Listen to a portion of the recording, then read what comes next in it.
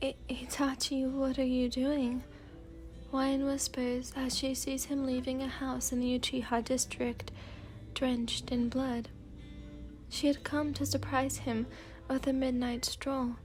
He looked lovingly at the sky, and the moon was so beautiful tonight. His eyes widened when he saw her. What are you doing here, Wine? I came to surprise you, she said through sobs. What's going on, Itachi? Why are you covered in blood? Why is everyone dead? What happened? The question just kept coming. The questions just kept coming, her breathing getting ragged. You're not supposed to be here, Wine, he says with sad eyes. He tries to mask his face, but he could never hide from Wine. They grew up together.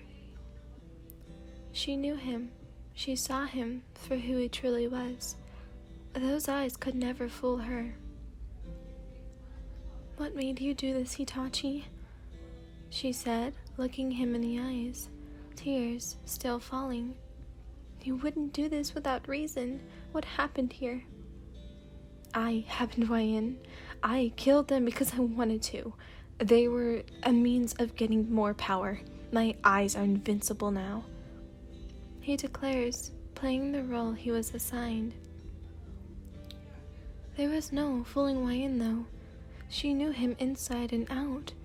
You're lying, she said confidently. You're forgetting. I know you better than you know yourself. You love this village more than anything. You would never do anything intentionally to hurt it.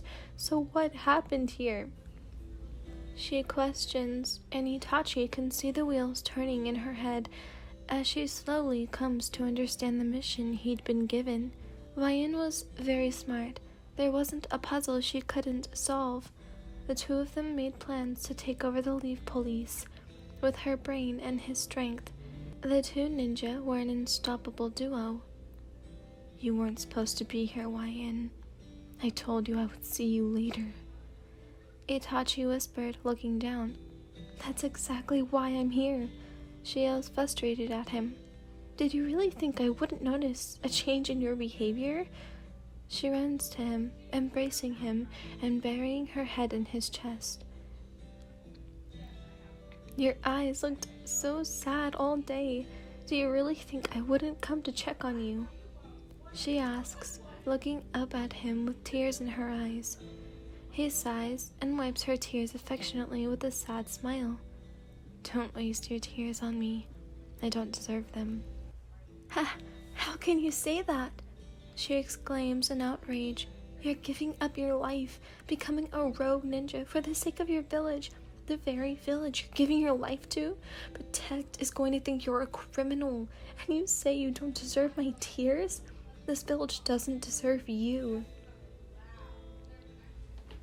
The words continue to flow, just like her tears, as she sobs in his arms. We were supposed to run the Lîrdh police, remember that? We were supposed to get married one day. It took us almost all of our life to confess our feelings.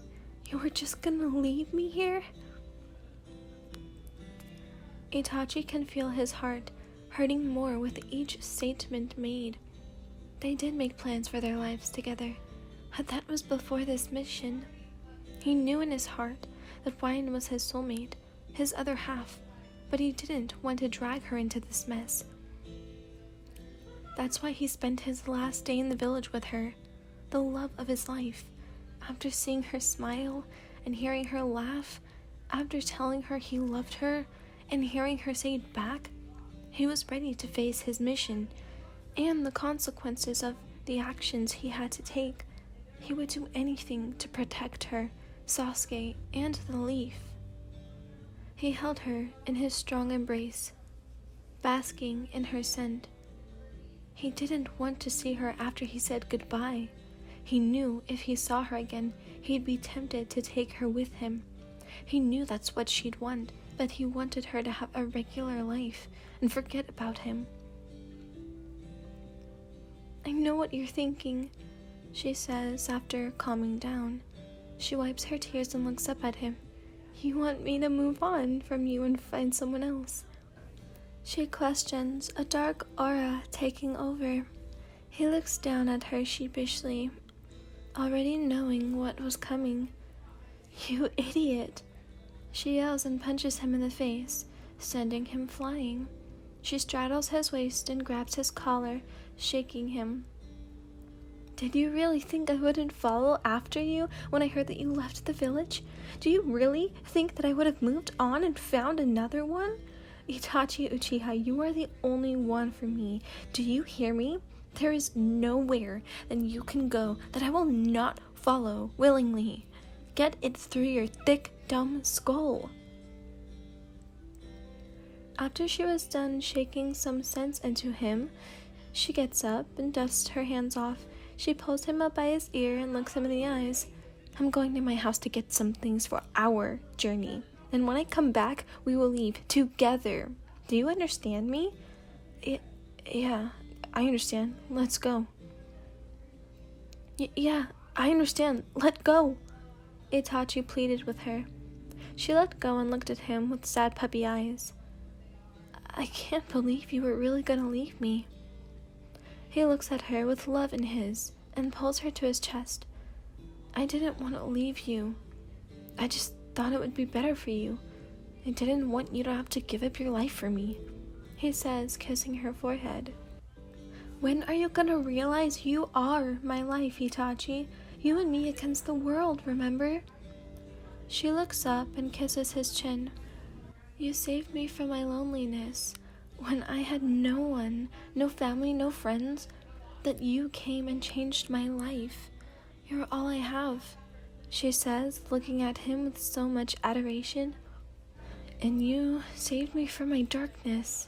Uchihas were all about power and strength, but you taught me about love, he says, looking down at her with the same adoration. They were two halves of the same coin. Itachi grabbed her chin and slowly brought her lips to his in a delicate kiss, promising to never leave each other's side. They'd both be considered rogue ninjas, but as long as they had each other, everything would be fine.